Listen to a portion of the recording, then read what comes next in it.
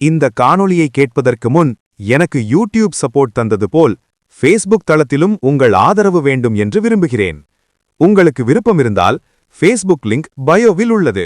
அந்த லிங்கை பயன்படுத்தி எனக்கு ஆதரவு கொடுங்கள். சரி, இப்போது காணொளிக்கு செல்வோம். வணக்கம் நண்பர்களே. ஒரு நிமிடம், நீங்கள் எதிரிகளின் வலையால் சூழப்பட்டிருந்தால், இவ்வளவு எதிரிகளை எப்படி சமாளிப்பது என்று நீங்கள் யோசித்துக் கொண்டிருந்தால், அடுத்த 12 நிமிடங்களில் உங்கள் 1000 எதிரிகளை கூட நடுநிலையாக்கும் ஒரு தீர்வை பகிர்ந்து கொள்ளப் போகிறேன். எனவே உங்கள் எல்லா எதிரிகளையும் ஒரே நேரத்தில் அகற்ற விரும்பினால் இந்த வீடியோவை இறுதி வரை பாருங்கள். இன்று 2 ஜாதிக்காய்களை தரையில் புதைப்பது உங்கள் வாழ்க்கையில் எத்தனை எதிரிகள் இருந்தாலும் அவர்களை எவ்வாறு முற்றிலுமாக நடுநிலையாக்கும் என்பதை நான் விளக்கப் போகிறேன். நான் வீடியோவை தொடங்குவதற்கு முன், நீங்கள் பாலாஜி மகாராஜின் உண்மையான பக்தராக இருந்தால் இப்போதே லைக் பொத்தானை அழுத்தி கருத்துக்களில் ஜெய் ஸ்ரீராம் என்று எழுதுங்கள். ஏனென்றால் நீங்கள் செய்யும் ஒவ்வொரு மந்திரமும் இந்த தீர்வின் சக்தியை அதிகரிக்கிறது. தொடங்குவோம். முதலில் இந்த தீர்வு ஏன் மிகவும் சிறப்பு வாய்ந்தது என்பதை புரிந்து கொள்வோம். பாருங்கள் நண்பர்களே, மற்ற தீர்வுகளில் நீங்கள் 1 அல்லது 2 எதிரிகளை குறிவைக்கிறீர்கள். ஆனால் உங்களுக்கு பல எதிரிகள் இருந்தால் என்ன செய்வது? உங்கள் அலுவலகத்தில் 5 பேர் உங்களுக்கு எதிராக இருந்தால் என்ன செய்வது? உங்கள் குடும்பத்தில் 3 அல்லது 4 பேர் உங்களை துன்புறுத்தினால், அல்லது 10 வணிக போட்டியாளர்கள் உங்களுக்கு தீங்கு விளைவித்தால் நீங்கள் என்ன செய்வீர்கள்? நீங்கள் ஒவ்வொருவருக்கும் வெவ்வேறு தீர்வை முயற்சிப்பீர்கள், இல்லையா? அதனால்தான் இந்த தீர்வு மிகவும் சக்தி வாய்ந்தது. இது உங்கள் எதிரிகள் அனைவரையும் ஒரே நேரத்தில் அழிக்கிறது. அவர்கள் 10, 100 அல்லது 1000 பேர் என யாராக இருந்தாலும் சரி. இப்போது ஜாதிக்காயின் சிறப்பு என்ன என்பதை பற்றி பேசலாம். பாருங்கள், ஜாதிக்காய் சாதாரண மசாலா அல்ல. நமது வேதங்களிலும் தந்திர வித்யாவிலும் ஜாதிக்காய் மிகவும் புனிதமாகவும் சக்தி வாய்ந்ததாகவும் கருதப்படுகிறது. ஜாதிக்காய் லக்ஷ்மி தேவிக்கு மிகவும் பிரியமானது. மேலும் லக்ஷ்மி தேவி செல்வத்தின் தெய்வம் மட்டுமல்ல, அவள் நல்ல அதிர்ஷ்டம் மற்றும் செழிப்புக்கான தெய்வமும் கூட. நீங்கள் ஜாதிக்காயை சரியாக பயன்படுத்தும் போது லக்ஷ்மி தேவியின் ஆசீர்வாதம் உங்கள் மீது இருக்கும். மேலும் லக்ஷ்மி தேவியால் ஆசீர்வதிக்கப்பட்டவர்களுக்கு யாரும் தீங்கு செய்ய முடியாது. இரண்டாவதாக, ஜாதிக்காயில் எதிர்மறையை அகற்றும் ஒரு சிறப்பு வகையான ஆற்றல் உள்ளது. நீங்கள் ஜாதிக்காயை தரையில் புதைக்கும்போது அது பூமியின் சக்தியை உறிஞ்சிவிடும். மேலும் இந்த ஆற்றல் உங்கள் எதிரிகளின் எதிர்மறை சக்தியை அழிக்கிறது. மூன்றாவதாக, இது மிக முக்கியமானது. நீங்கள் 2 ஜாதிக்காயை பயன்படுத்தும் போது அது ஒரு சமநிலையை உருவாக்குகிறது. ஒரு ஜாதிக்காய் உங்களை பாதுகாக்கிறது, மற்றொன்று உங்கள் எதிரிகளிடமிருந்து பாதுகாக்கிறது. ஒன்றாக அவை உங்களை சுற்றி ஒரு சக்தி வாய்ந்த கேடயத்தை உருவாக்குகின்றன. இப்போது இந்த பரிகாரத்தை எப்போது செய்ய வேண்டும் என்று நான் உங்களுக்கு சொல்கிறேன். இங்குதான் பலர் தவறு செய்கிறார்கள். எனவே கவனமாக கேளுங்கள். செவ்வாய்க்கிழமை இந்த பரிகாரத்தை நீங்கள் செய்ய வேண்டும். ஏன் செவ்வாய்? ஏனென்றால் செவ்வாய்க்கிழமை ஹனுமனின் நாள். மேலும் ஹனுமன் அனைத்து பிரச்சனைகளிலிருந்தும் மீட்பர். அவர் அனைத்து பிரச்சனைகளிலிருந்தும் பாதுகாக்கிறார். சிறந்த நேரத்தை பற்றி பேசுகையில் மாலை சிறந்த நேரம். மாலை 5 மணி முதல் 7 மணி வரை. இந்த நேரம் சந்தியா காலம் என்று அழைக்கப்படுகிறது. இது மிகவும் சக்தி வாய்ந்த நேரம். இரவும் பகலும் இங்கே சந்திக்கின்றன. ஒளியும் இருளும் சந்திக்கின்றன. இந்த நேரத்தில் செய்யப்படும் எந்த ஒரு பரிகாரமும் மிக விரைவாக பலனை தரும். சரி, இப்போது நான் உங்களுக்கு படிப்படியான செயல்முறையை சொல்கிறேன். தேவையான பொருட்களை சேகரித்தல். உங்களுக்கு 2 ஜாதிக்காய்கள் தேவை. அவை உடைக்கப்படாமல் முழுமையாக இருப்பதை உறுதிப்படுத்திக் கொள்ளுங்கள். அவை ஒரே அளவில் இருந்தால் நல்லது.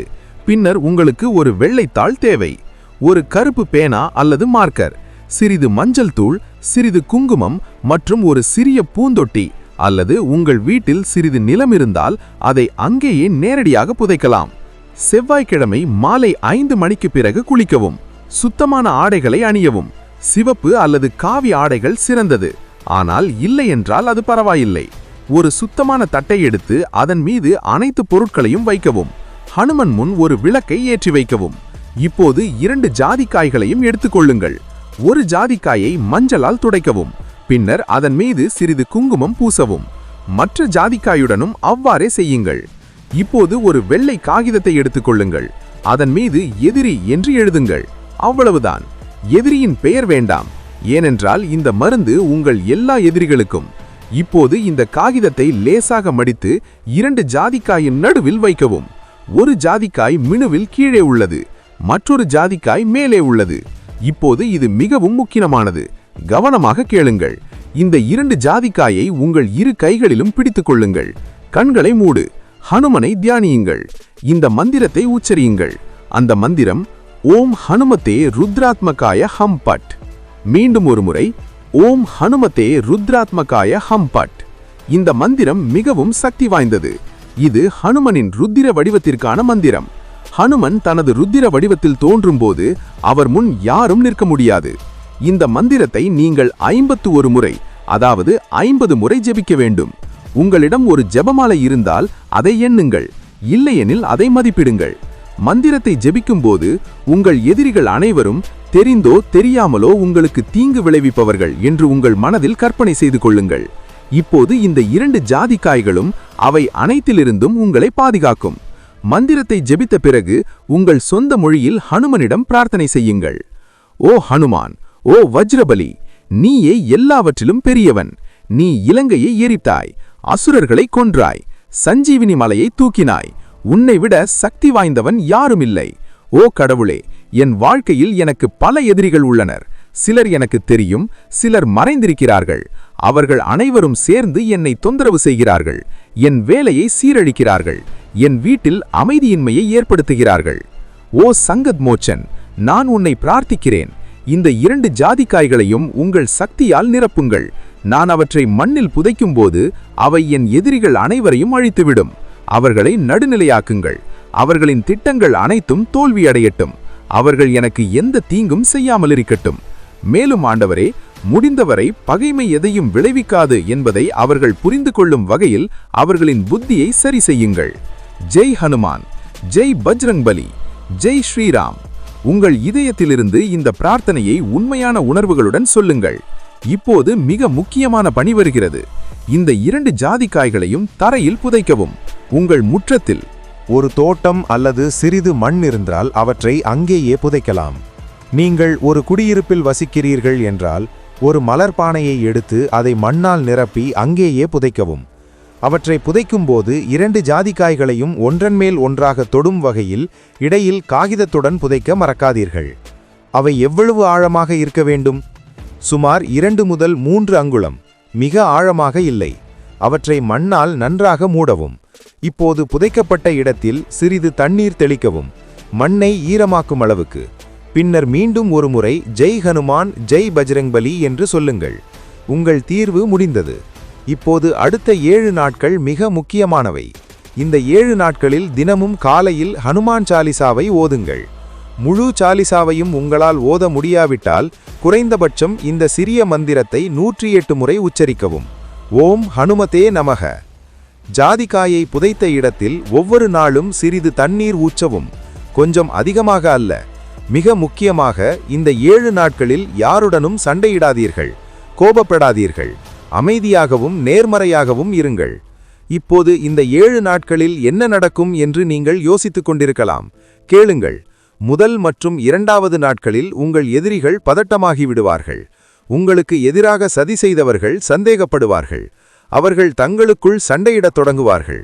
3வது மற்றும் 4வது நாட்களில் உங்கள் எதிரிகளின் திட்டங்கள் தோல்வியடையத் தொடங்கும். அவர்கள் உங்களுக்கு எதிராக என்ன செய்தாலும் அது அவர்களுக்கு தீங்கு விளைவிக்கும்.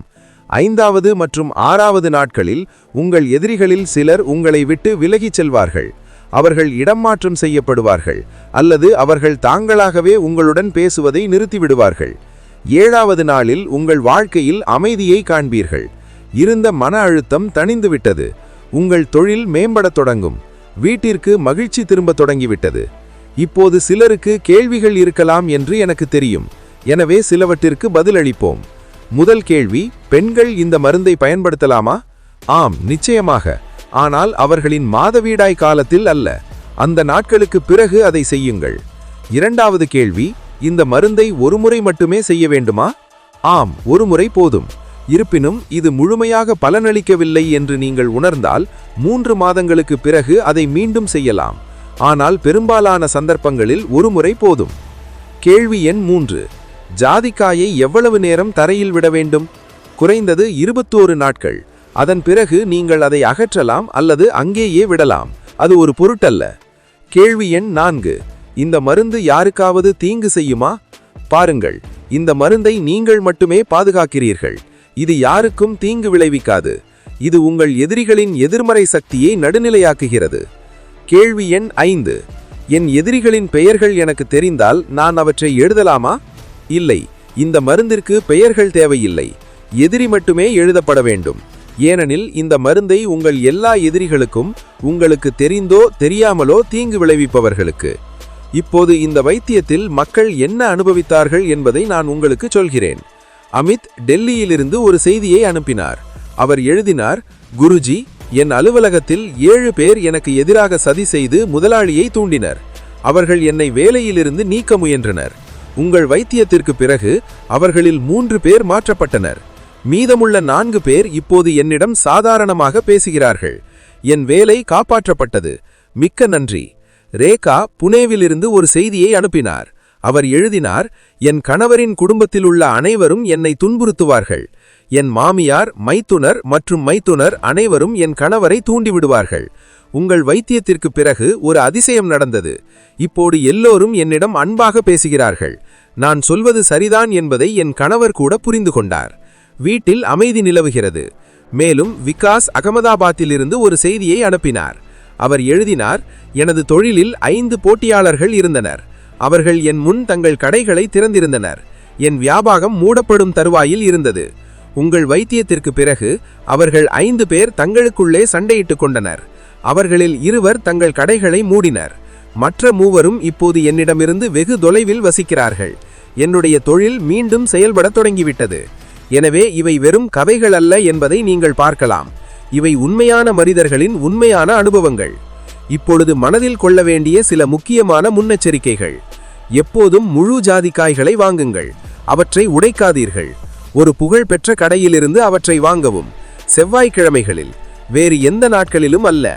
இந்த வைத்தியத்தை செய்யுங்கள். நேரத்தை கவனியுங்கள். மாலை 5 மணி முதல் 7 மணி வரை. மந்திரத்தை உச்சரிப்பதை தவிர்க்காதீர்கள். முழுமையாக 51 முறை சொல்லுங்கள். இந்த வைத்தியத்தை பற்றி யாரிடமும் சொல்லாதீர்கள். அது எவ்வளவு ரகசியமாக இருக்கிறதோ அவ்வளவு பயனுள்ளதாக இருக்கும். அடுத்த 7 நாட்களுக்கு தூய்மையாக இருங்கள். இறைச்சி, மது மற்றும் புகையிலையிலிருந்து விலகியிருங்கள். தினமும் ஹனுமன்ஜியை நினைவில் கொள்ளுங்கள். அவருக்கு நன்றி சொல்லுங்கள். நேர்மறையாக இருங்கள். சந்தேகப்படாதீர்கள். நம்பிக்கையுடன் இருங்கள். இப்போது இந்த வைத்தியத்தின் சக்தியை எவ்வாறு மேம்படுத்துவது என்பதை நான் உங்களுக்கு சொல்கிறேன். செவ்வாய்க்கிழமைகளில் ஹனுமனின் கோவிலுக்கு சென்று பிரசாதம் வழங்கி சாலிசாவை ஓதி வீட்டில் ஹனுமன்ஜியின் படத்தின் முன் தினமும் விளக்கு ஏற்றி வைக்கவும். ஏழைகளுக்கு உணவளிக்கவும், தானம் செய்யவும், மற்றவர்களுக்கு உதவவும், நல்ல செயல்களை செய்யவும். மிக முக்கியமாக மன்னியுங்கள். உங்கள் எதிரிகளை மன்னியுங்கள். கசப்பை பிடித்துக் கொள்ளாதீர்கள். ஏனென்றால் நீங்கள் மன்னிக்கும் பொழுது உங்களை நீங்களே மன்னித்துக் கொள்கிறீர்கள். நீங்கள் இலகுவாகி விடுவீர்கள். நேர்மறை சக்தி உங்களிடம் பாய்கிறது. நண்பர்களே, இதுதான் முழுமையான தீர்வு. 2 ஜாதிக்காய்களை தரையில் புதைப்பது உங்கள் 1000 எதிரிகளை கூட நடுநிலையாக்கும். இப்போது முடிவு உங்களுடையது. நீங்கள் அதை செய்வீர்களா இல்லையா என்பது உங்களுடையது. ஆனால் நீங்கள் அதை சரியாக செய்தால், முழு நம்பிக்கையுடன் வாக்குறுதி அளிப்பதாக உறுதியளித்தால் என்று நான் உங்களுக்கு உறுதியளிக்கிறேன், நிச்சயமாக உங்களுக்கு பலன் கிடைக்கும். இந்த வீடியோ உங்களுக்கு பயனுள்ளதாக இருந்தால் தயவு செய்து லைக் செய்யவும், பகிரவும், சேனலுக்கு குழு செலுத்தவும், நிச்சயமாக கருத்துகளில் எழுதவும். ஜெய் ஸ்ரீராம், ஜெய் ஹனுமான், ஜெய் பஜ்ரங் பலி. அடுத்த வீடியோவில் மற்றொரு சக்தி வாய்ந்த தீர்வுடன் சந்திப்போம். அதுவரை ஹனுமனின் ஆசீர்கள் உங்கள் மீது இருக்கட்டும். பாதுகாப்பாக இருங்கள், மகிழ்ச்சியாக இருங்கள், எல்லா எதிரிகளிடமிருந்து விடுபடுங்கள். ஜெய் ஹனுமான், ஜெய் ஸ்ரீராம்.